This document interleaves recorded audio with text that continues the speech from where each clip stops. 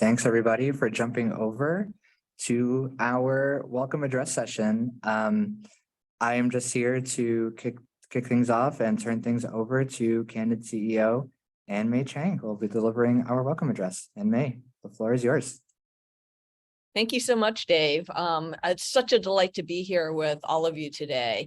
And thank you for joining us for Network Days. I'm so grateful to all of you who are partnering with Candid to get people the information we all need to do good.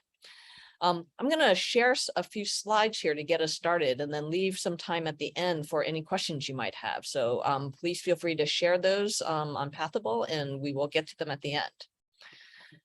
So I'm hoping you can all see this. Yes? Yes. Great.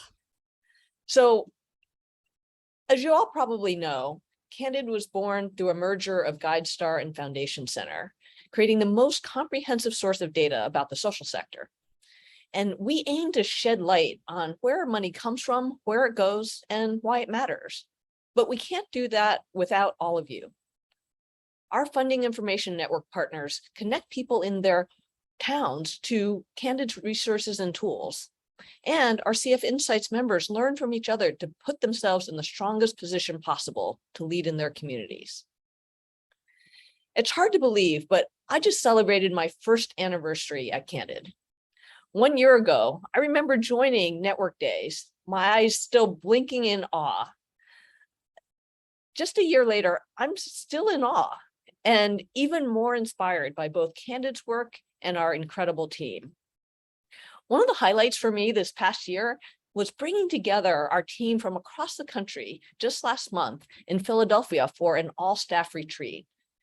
It was an amazing chance to get to meet everyone in the flesh and get to know the humans behind these Zoom boxes. For those of you who've had the fortune to work with many of them, I think you'll agree that what makes Candid truly special are our talented, dedicated, and just frankly, interesting staff who are ever eager to solve problems and make a difference. Another thing that makes Candid special is our inspiring partners, including all of you. During our staff retreat, the Free Library of Philadelphia was gracious enough to both give our staff a guided tour of their space and have Fin Supervisor Caitlin join us for a special conversation on stage. We're so delighted to have our local Fin be an integral part of our program and give our staff a greater appreciation for all the ways they support our community every day.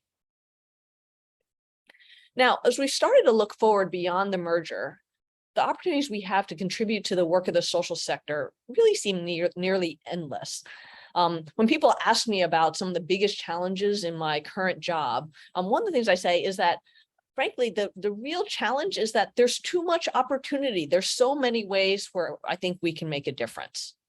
So to ensure that we're focused on the right things, what we've been working on with our board over this past year is to articulate what exactly does success look like for Candid. So here's what we came up with. More data, more users, and more revenue are all essential underpinnings for Candid to do more good. But ultimately, the way to tell if all of that results in a better world is whether better decisions are getting made as a result. Specifically, decisions are getting made so that more resources are going to the places that can do the most good. Let me say that again, because I think this is so core to kind of how we're trying to orient our work, that we want to ensure that more resources are going to the places that can do the most good. Now, of course, the obvious question is, how do we define most good?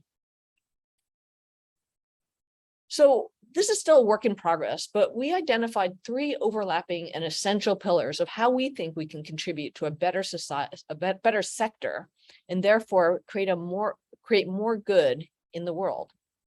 And that's creating a sector that's more effective, more equitable, and more efficient. Let me touch briefly on each of these. The first is effective. We want resources to go to organizations that are simply good at what they do. They're delivering results for their communities. The second is equitable. We need to ensure not only that those organizations are good at what they do, but that all organizations have equal and fair access to resources, that funding is equitably distributed. And finally, efficient. It doesn't help if resources are directed more effectively and equitably, yet we continue to have overly burdensome overhead and complexity in making those transactions. We also need to minimize transaction costs as much as possible so that the time and energy and resources really get put into, as much as possible, focusing on nonprofits' missions and the ways that we can make a difference in our world. So this year, the theme for Network Days is recalibrating for equity. Oops. So I'd love to do a deep dive today on how Candid is taking on this challenge, and specifically what we're doing around our focus in creating a more equitable sector. In the past few years, between the pandemic and our nation's reckoning with racism, we've seen growing interest and momentum to get serious about equity in the social sector. And we recognize that Candid can and must do more to better serve BIPOC leaders and other under-resourced organizations. We see a clear disconnect between the organizations doing crucial work in their communities and their ability to thrive. In fact, our data shows that 50% of all grant dollars are going to just 1% of all nonprofits. That can't be possibly the best way that we can work. BIPOC and other historically marginalized leaders head fewer organizations. They end up with less resources, and they face greater barriers to fulfilling their missions. They often don't know where to start when seeking funding, and even when they do, they can lack the networks that are needed to open doors. So given all of these barriers that put certain organizations who have already faced big hurdles, have bigger barriers in front of them yet, we're not going to be able to do the best work possible as a sector as a whole. On top of that, foundations can make this even harder by being opaque, being inaccessible, and placing a huge burden on nonprofits through their requirements for grant applications, grant reporting, and collecting all sorts of other types of data.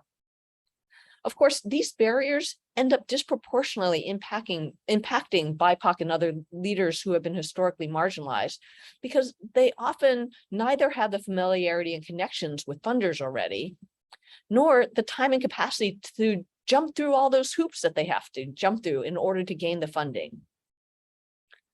So what can we do? We're just getting started on our strategy here at Candid. But I'd like to share 5 things we're already doing to try and move the needle on equity for the sector. Of course, part of the secret of our success is our powerful network of partners, including all of you. It's through you, and particularly our funding information network partners, that we're able to bring our resources to communities we otherwise wouldn't be able to reach.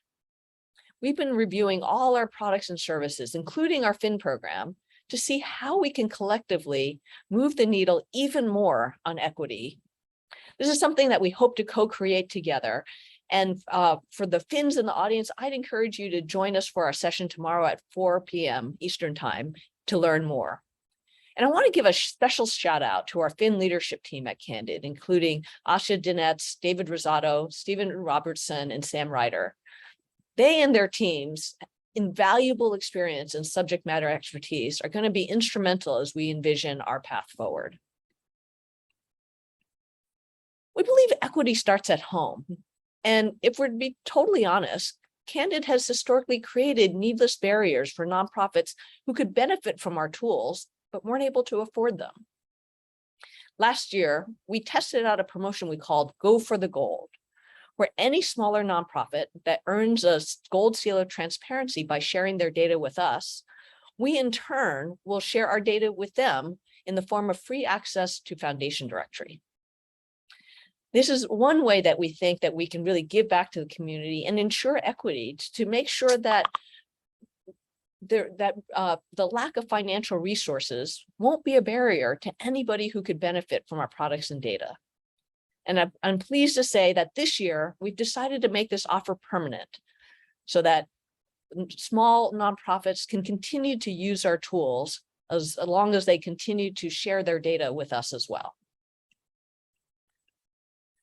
The third thing that we're doing is that we recently created a whole department focused on equitable access within Candid. And this department is going to has the charter to focus on removing barriers to accessing funding for BIPOC-led, rural, and early stage nonprofits. And we're building on the research that many others have done on equity in the sector and focusing on the biggest barriers that we've identified to date. This includes contending with the various forms of bias that organizations can encounter when working with funders and others, while at the same time, they continue to hit barriers due to insufficient social capital, lack of visibility, and lack of capacity. So we're going to be taking a problem-focused approach to crafting our strategy, and we hope to co-create solutions by working with a broad set of stakeholders, such as yourselves, to help us design, test, and deploy the most promising solution that help organizations be able to leap over these barriers. Of course, we certainly don't have all the answers. So we expect our strategy to evolve as we continue to learn together. One thing we do know is that understanding the current landscape is foundational for our collective work on equity, so that we can understand where things stand today, what gaps exist, as well as track our progress. Luckily, Candid's nonprofit profiles on GuideStar enable nonprofits to tell the story of their work and offer a canonical place where organizations can share their demographic data one time in a standardized format. To build on this early momentum into a movement, we're launching a campaign called Demographics via Candid.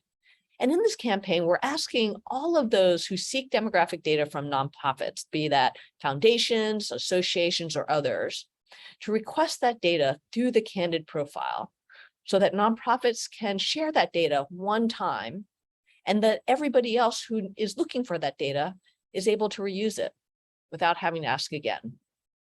Our hope here is to create a virtuous cycle that will reduce the burden on nonprofits and what the challenges they currently face in being asked to share demographic data over and over again using different formats, different questions, and different categories, when they could be spending that time doing their real work. This data will help all of us across the sector better understand where we stand on equity, as well as track our progress. It'll also help us more easily identify and lift up those community-based organizations who truly reflect the people they aim to serve.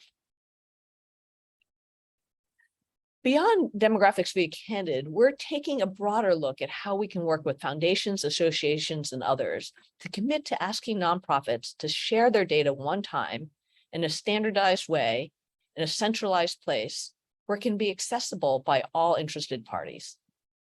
This is an overall initiative that we're calling Data 1X. And what we hope to do is to build on our work with demographic data and incorporate over time more and more of the data that's commonly requested in grant applications and grant reporting. This will enable funders and researchers to collaborate across the sector and expand our collective knowledge base, rather than requesting yet another survey, yet another application, or yet another report. Ultimately, our aim is to relieve the huge unnecessary burden that has been placed on nonprofits and that disproportionately impacts those that are already marginalized. Instead, we believe we need to shift the power imbalance by placing more of the onus on those requesting that information to standardize and harmonize their requests. So I hope that you're as excited about these initiatives as we are, and that you'll all join us in helping to co-create them and continue to evolve and learn and improve on our efforts to remove these barriers to inequity in the sector.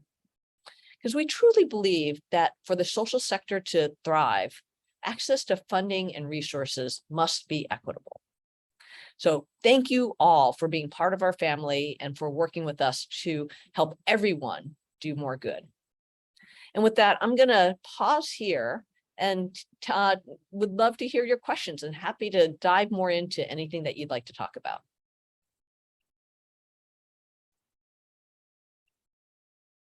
And bring up the chat here to see. I hear some excitement about Go for Gold being continued. Yeah, I'm really excited about that also. It was an experiment initially that we ran to see, kind of what the interest and reception would be. We saw very strong excitement about the program, and so we've decided to make it permanent, so that we can continue to offer the benefits of Candid's tools to organizations irrespective of their financial means. So I see a question from a Finn in Detroit. Did you see any sustaining challenges to foundation practices as a result of COVID and all the inequities underscored by that crisis? Do you see any sustaining challenges? So I think the jury is still out, honestly. I think we're right now in this kind of transitionary period where we're seeing how things shake out post-COVID.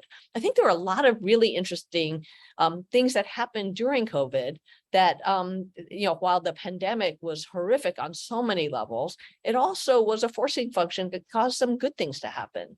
One of those good things is that a number of foundations, I think over 800 now, signed a pledge to make funding more flexible in the wake of the pandemic and sort of recognize the need for those closest to the work to be able to make decisions about how funding was spent so that we could pivot as we got more information, as we better understood the needs of the community, as we as the constraints that we had to work under continue to change.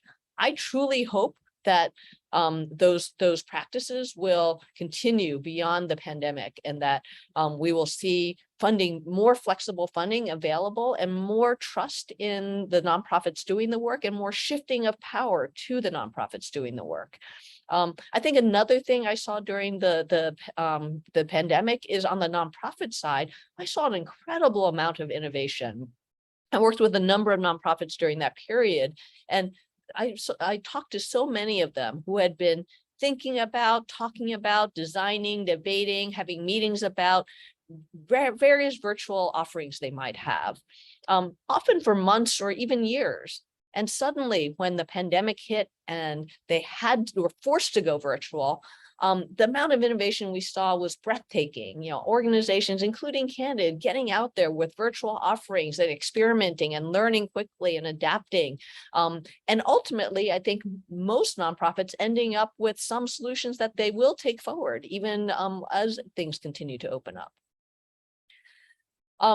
So the next question is, will libraries have access to free FDO essentials? So for the Fin partners that we have joining us today, I think Fins have access to the full Foundation Directory Pro through the Fin program.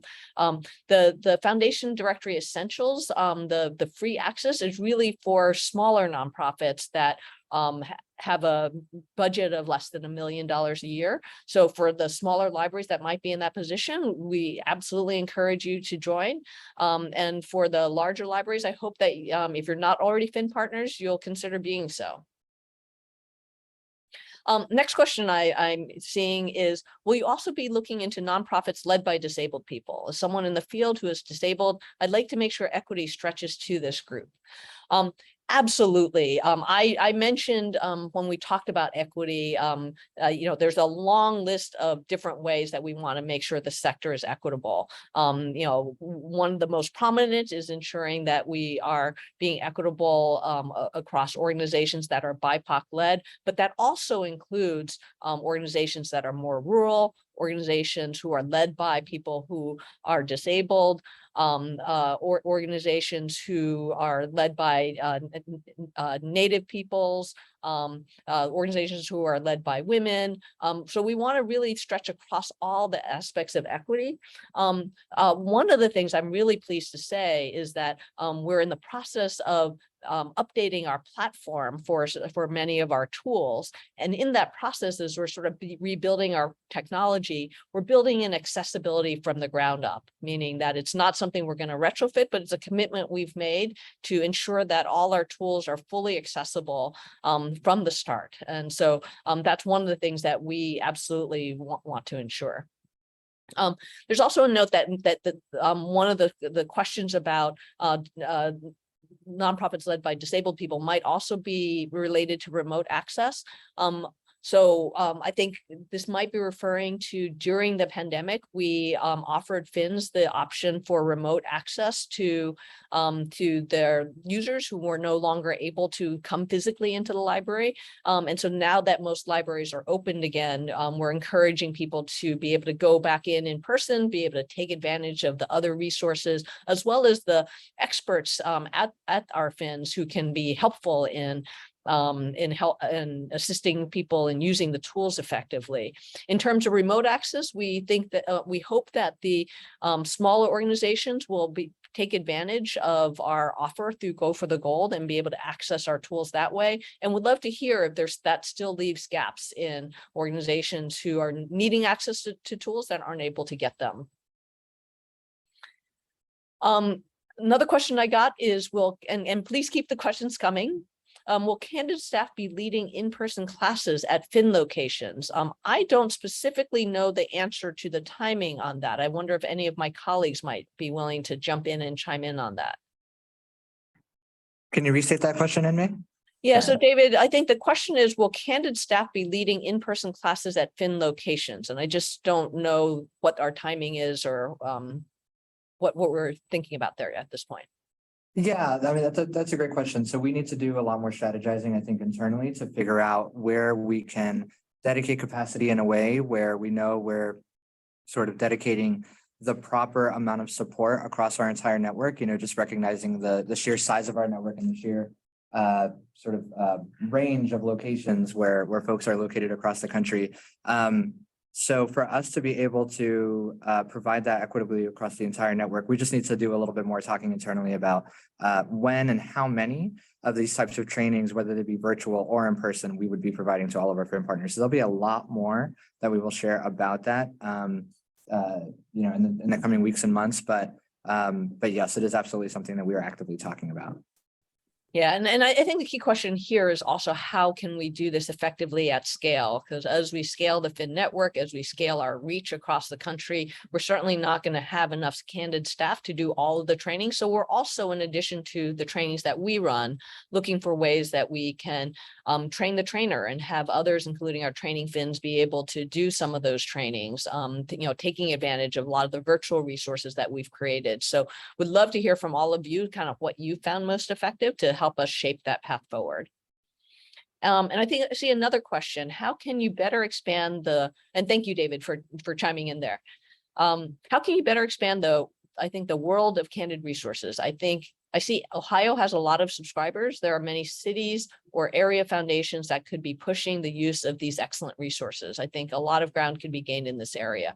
Absolutely, I love that question. I'm not sure who this came from, but we have a lot to do to make sure that our resources are really available across the country and eventually around the world by anyone who could benefit from them. I think in particular, there are gaps in rural areas that I think we want to, our equitable access strategy explicitly is really looking at how we can better reach. There are gaps in the country where we think that we need to do a better push. And so if libraries or community foundations or community centers or others who might serve as good Finns in some of those areas, we'd love to hear from you. Let me actually take this last question. Will foundations be requested to provide demographic information too? Demographics of funder leadership, staff, and board could be very informative. I totally agree. We absolutely are asking foundations and nonprofits, all of them, to share their demographic information as well as other information about their organizations. We're strong believers in transparency, and we believe that greater transparency will result in greater good because we'll all have a better idea of the full landscape. We don't require anything from anyone because we want this to be voluntary, but we very much encourage all foundations and all nonprofits to be as transparent as possible in sharing their data. So I think I am out of time officially. And so I want to just thank you all again for joining Network Days, for joining me for this session. I hope you'll join us for the rest of today and tomorrow. We have lots of great sessions coming up, including the next one, which is about Candid's taxonomy. For those data geeks out there, I think it'll be a fascinating session to learn more about how we categorize our data and make it more useful for all of you. So thank you again for joining, and I hope you enjoy the rest of Network Days.